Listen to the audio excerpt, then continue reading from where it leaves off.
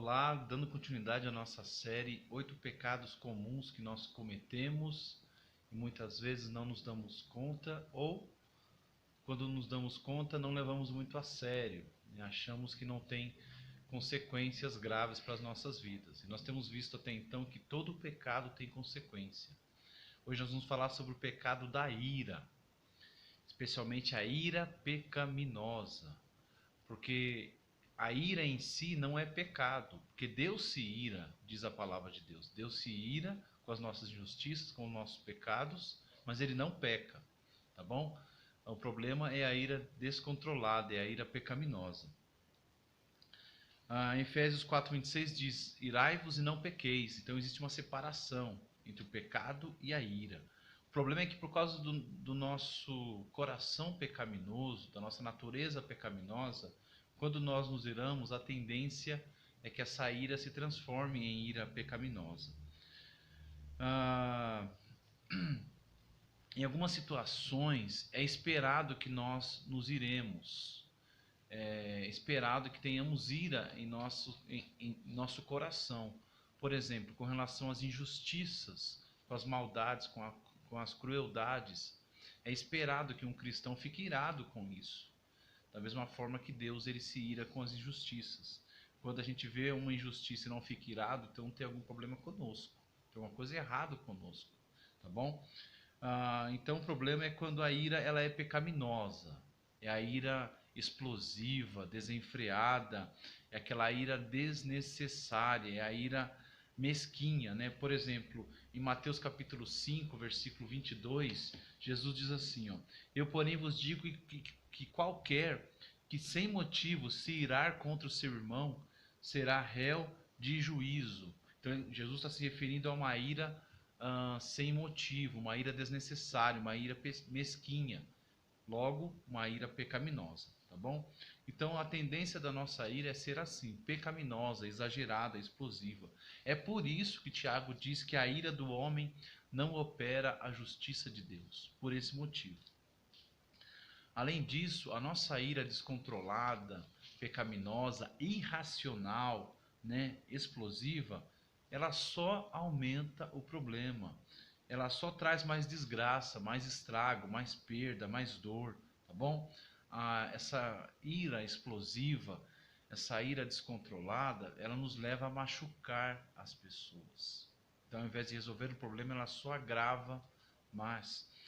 Além disso, isso é muito sério, um momento de ira pode arruinar toda uma vida. Um momento de ira pode acabar com toda uma história, com todo um testemunho, por um momento de ira descontrolada, uma ira explosiva. Tá bom? Isso para você ver como que é sério. E todos nós estamos sujeitos a isso. Todos nós estamos sujeitos a qualquer momento perder a cabeça. Não é verdade? Ter uma explosão de ira em que nos leve a pecar. Caim, quando ele teve a sua oferta rejeitada por Deus, a Bíblia diz que descaiu-lhe o semblante e ele ficou irado. E Deus confrontou Caim. Deus perguntou para Caim: por que estás irado? Deus diz assim, ó: o pecado jaz à porta e cabe a ti dominá-lo. E Caim não dominou o seu pecado. E você sabe a consequência disso. Por ele não dominar a sua ira, logo ele foi e matou o seu irmão. Tá bom? Então a ira requer uma atenção especial da nossa parte. Tanto é que Provérbios, ele leva tão a sério essa questão, que diz assim, ó, Provérbios 16:32. Melhor é o longânimo do que o herói de guerra, e o que domina o seu espírito do que o que toma uma cidade. Tá vendo a seriedade que ele enxerga a questão da pessoa que se domina, que se controla, que não se explode, que não deixa as emoções falarem mais alto e fazer ele perder o controle? Provérbios 25:28 também diz: como cidade derrubada que não tem muros, assim é o homem que não tem domínio próprio. Olha só. Então, qual que é a orientação da palavra de Deus para nós com relação a isso? Veja, Provérbios 4:26 e 27 nos dá 3 orientações simples e básicas. Olha só, você conhece esse versículo?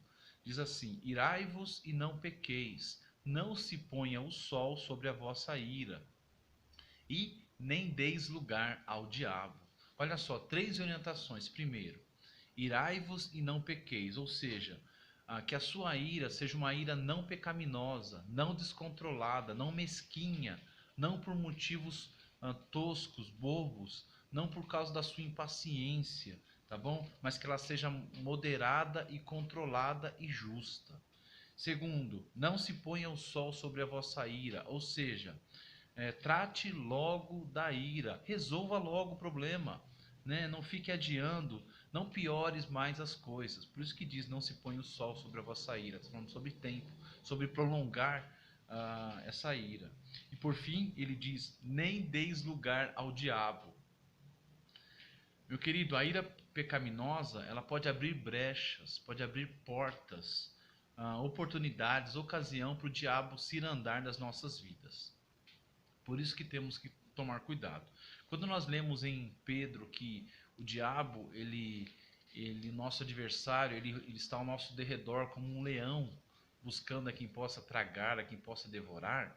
Olha só, o diabo está procurando uma brecha, né, na vida dos cristãos, na vida dos filhos de Deus.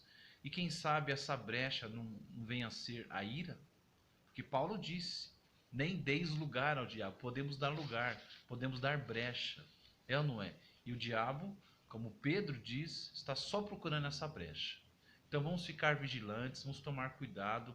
Sabemos que a única força capaz de controlar o nosso espírito é o poder do Espírito Santo de Deus. Tá bom? Só Ele pode dominar o nosso coração e as nossas emoções.